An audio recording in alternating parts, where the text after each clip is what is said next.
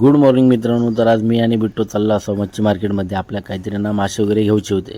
तर मच्छी मार्केटच्या बाहेर तुम्ही बघू शकता सुकी पण मच्छी लावलेली होती, जवलो होतो, बांगडे होते, त्याच्यानंतर शेंगटे होते. तर आतमध्ये गेल्यानंतर गर्दी तुम्ही बघू शकतात. आणि आपल्या मस्तपैकी ना काहीतरी फ्राय करूसाठी मासे घ्यायचे होते.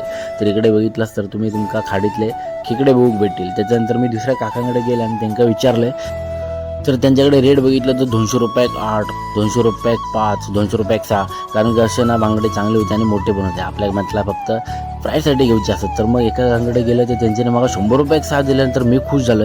पण मित्रांनो, ते बांगडे ना जरा थोडेसे खराब होते.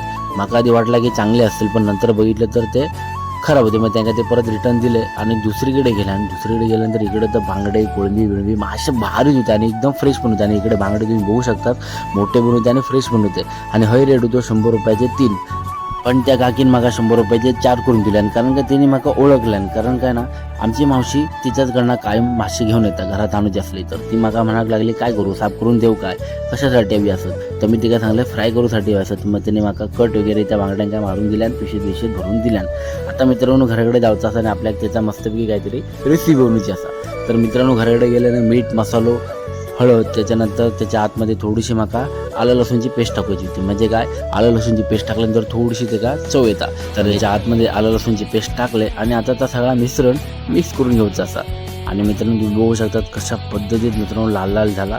आणि ह्या मस्तपैकी मी बांगड्यांका लावून घेतले. म्हणजे आपल्या माशाक लावलेल्या माशांच्या आतमध्ये आणि ती चीर होते त्याच्या आतमध्ये. आणि याच्यावरती रव टाकले. आणि आता मस्तपैकी कढईत गरम तेल तापलेला असा. तर तुम्ही बघू शकतात मस्तपैकी आपल्याला डीप फ्राय करायचे होते. आणि माका डीप फ्रायच आवडतात, फ्राय केलेली मच्छी. तर मित्रांनो हे बघा आपल्याला तयार झाली.